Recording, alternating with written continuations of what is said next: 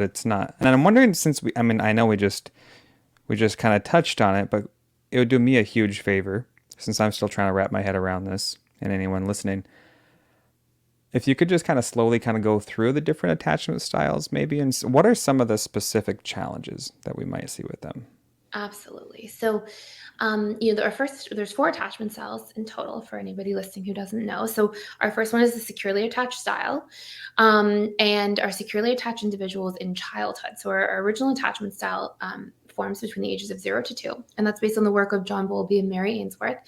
And essentially, during this period of time, we get a lot of conditioning, right? And Hmm. we get conditioning to learn about what love is, what relationships are, how to give and receive, what to expect from other individuals, and how to relate to people overall, right? And I often use the analogy that having a different attachment style from somebody is like sitting down trying to play a board game with somebody and you have a different rule book for the board game. Like, Mm. I have the rule book for Monopoly and you have the rule book for Scrabble, and we try to play the game and it's just chaos, right? Like, you can imagine. Well, that just makes a whole lot of sense.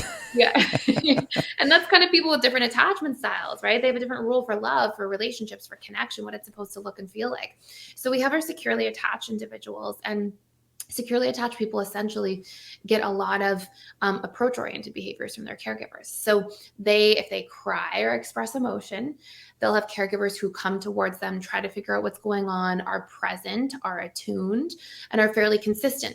And so as their attachment style, because we do have neuroplasticity, so our attachment style can change. As an Hmm. example, somebody could be secure and then see their parents go through an awful divorce at 8 years old and become anxious, preoccupied, or something like that.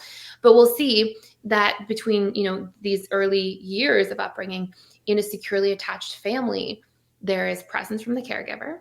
There is positive reward for expressing emotion, right? A child cries, the caregiver pays attention, they listen.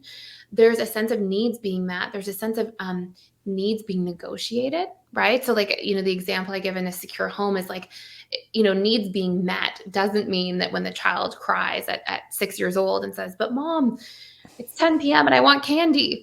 The Well, thanks caregiver, for that clarification. it's not like, "Oh, here's the candy." It's, "Hey, honey, I know you want candy. Like, I know that you really want to eat the candy right now. I understand. And, if I give you the candy, you're going to be up all night with a stomach ache. Like, let's get a good Hmm. sleep. If you eat all of your dinner tomorrow night, you can have a little bit of candy after dinner." So there's this validating of the needs and negotiating of the needs. And so essentially, like, Hmm. at a very young age, these things are being taught for people in their adult life. A lot of these deep programs are being taken in and imprinted for what relationships look like. And if somebody feels like they can express their emotions and good things happen, they feel safe being vulnerable in relationships. If there's a lot of approach oriented behaviors when they share themselves, they express their needs, there's a sense of trust being built.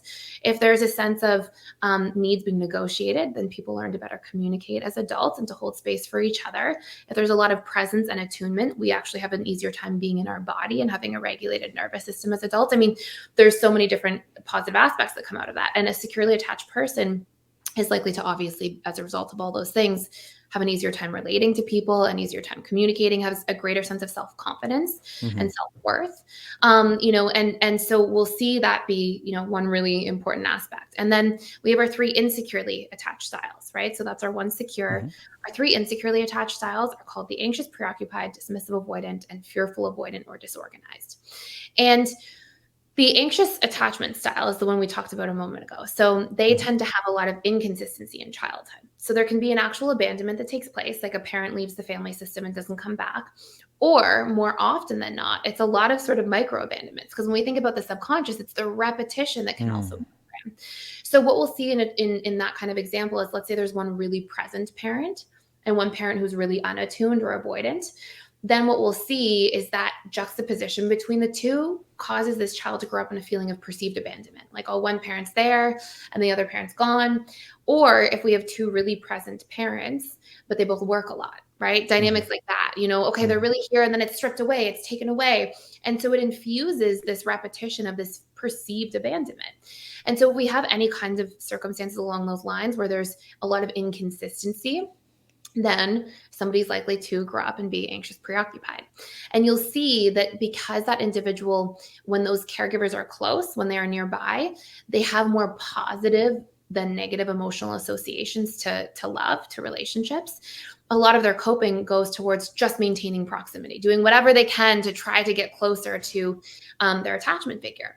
And something that's really interesting is, as children, once we grow up into adults, we use subconsciously our primary caregiver. It gets actually replaced by our primary attachment figure, who's our romantic relationship as an adult. So whatever's That's good to know. unresolved, whatever's unresolved from childhood will just show up in our adult romantic relationships.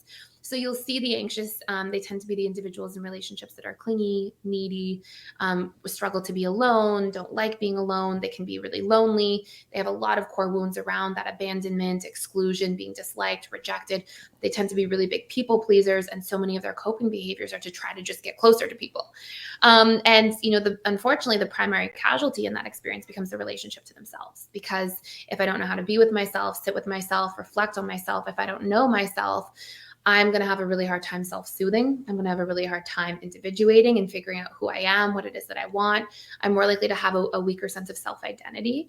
And so you'll see a whole bunch of different painful dynamics that come off of that. Now, on the flip side, anxious, preoccupied people are usually very charming, very sweet, very likable, very kind. I mean, there's so many great qualities, but those are going to be some of the big things that they struggle with in their relationships. And you'll see anxious, preoccupied as adults. They end up being in a situation where they hold on so tight, everything just kind of slips away from them, right? They're often in relationships where people run or jet, and they're like, why is this happening? So that's the anxious, preoccupied. The flip side, the more other sort of extreme end of the continuum, is the dismissive avoidant. And they are pretty much the exact opposite of the anxious, Stoic. preoccupied. Yeah. And they grew up in a household where there's a lot of neglect. And sometimes it's overt neglect, sometimes it's more covert neglect. And there can also be an element of enmeshment there. So we'll see, for example, that if somebody grows up in a home where there's no structure, food's not on the table, those sorts of issues, I mean, there's overt neglect. But the vast majority of the time, it's actually this covert, sort of subtle neglect where, there might be food on the table, roof over their heads, stability, but there's this absence of emotional attunement, absence of emotional connection, absence of feeling safe to be vulnerable, maybe getting shamed a lot for emotions. And so what the dismissive avoidant learns in that environment is, okay, well, I can't need emotional connection from somebody, because children come into the world and they're wired for attunement, right? So they're wired for this sense of connection. And then when that's not there, if the caregivers are not present, or they're never really around, or they shame emotions, then we have this aspect of the child that's neglected, and it doesn't feel safe to feel. So this person tries to kind of park their emotions away. And as a result, they often grow up thinking like something's wrong with me, like that, my emotions are defective. It's not okay to have this emotional sense of self. And they shame themselves a lot. And so dismissive avoidants often have these big shame wounds, this chronic sort of subtle feeling of unsafety, because they feel like everybody's out for themselves in the world, and they don't get this sense of safety from interconnection. And they'll tend to really struggle with wanting to commit to certain situations, with wanting to maintain a sense of closeness. And they're often the people as adults who, get the cold feet, run away, don't know why, push people away as soon as things are getting serious or close. And often there's this sort of adaptation to being alone, that it just feels safer for them. Because as children, if they needed closeness emotionally and it kept getting rejected, they have more negative emotional associations to needing closeness than they do. That's what I was just thinking. I was painting this picture in my head, and I was thinking, so what would this look like? This would look like somebody who is trying to find a way to survive in this environment when that need's not met. And so it's a survival mechanism, but also could be a form of acceptance, right? If they were ashamed for showing emotion, but praised for being stoic or independent, Yes, right? exactly. Then those things would solidify. And that would just be their way of doing life, right? Exactly. And so, we have to remember that when those individuals are adults, like I think they sometimes get a hard time from, other attachment styles, but like exactly what you said so beautifully is it's a survival mechanism. Like, it was hard for them, as children to experience that. And that's how they coped. And so, when we try to ask for commitment or closeness, we have to also be aware that they have to work through unraveling and reconditioning years of what makes them feel safe, right? Like to be able to create that space made them feel like, okay, this is where I do get the praise, or I do survive or adapt and feel relief. And so to go against all of their own programming is often a difficult thing for them. And then last but not least, we have the fearful avoidant. The fearful avoidant is like the hot and cold partner. Hmm. They are the come here, get close to me. And then you get close and they're like, nope, go away, step back. Uh, And probably not great for the anxious preoccupied. exactly, exactly.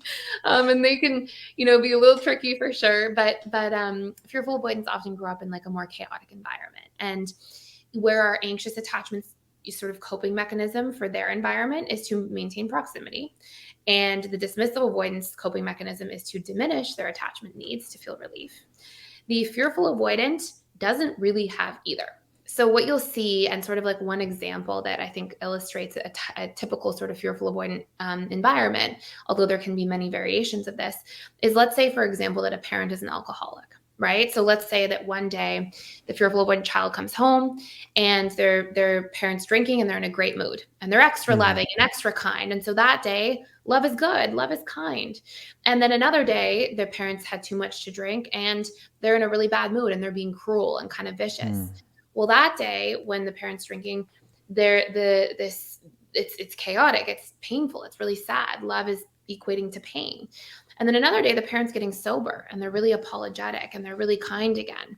And so now love is good. And then another day, the parents getting sober, but they're just going through a really bad hangover and they're really grumpy and irritable. So there's no way for the fearful avoidant child to create an attachment strategy. There's no consistency. The DA is like, okay, I know I'm getting neglected. Let me pull away. The AP is like, when love is close, love is good. Let me keep trying to get closer. The FA is like, I have no idea what's going on. There's no Hmm. predictability. And so you'll hear the other term for fearful avoidance sometimes referred to as disorganized, because they have a disorganized attachment strategy. And essentially what their attachment strategy becomes is hypervigilance, learning to become really effective at reading between the lines. Because if you grow up in constant chaos and you're always walking on eggshells and you don't know when the other shoe is going to drop, then, okay, let me just read between the lines all day. And that's my attachment strategy.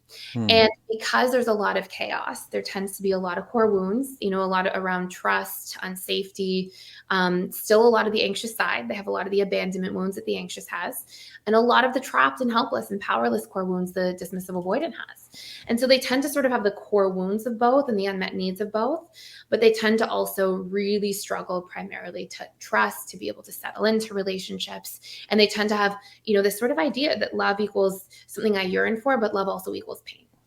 And there's sort of competing emotional associations to the same thing, being love, being relationships, half of which are really good, half of which are really painful. And so it creates a lot of confusion for this individual within themselves. And often you'll see fearful avoidance can be very good at like connecting with people and getting close with people, but then as soon as things get real and they actually form an attachment bond, they constantly pinball back and forth between, within their own mind and their own experience. And I was a fearful avoidant, and I can really, I would get into serious relationships before I did a lot of this subconscious reprogramming work, and on like a daily basis I would be like, should I stay or should I leave? Just every day throughout the whole relationship for Hmm. years, should I stay or should I go? And it was because I couldn't understand at the time that on one side, I really wanted love, really wanted connection, really valued it. On the other side, it just terrified me. And so as soon as there was too much closeness, there was just this concept of like, this is going to really hurt me long term. So why am I getting close? Like, the closer I get, the more painful it's going to be one day. And so, this constant push pull dynamic within the person, which obviously translates to a lot of push pull dynamic and essentially intermittent reinforcement in relationships. So that's sort of Wow. the summary of the different attachment styles. That's so eloquently put, I mean, the way you just are able to relay all of this complex information, because these are the levers, right, of personal development. If we understand what we're trying to address, how we got here, right, then there's hope for change. Yes, But that exactly. makes so much sense. Then thank you for taking the time to put that together for me. Thank you. I'm definitely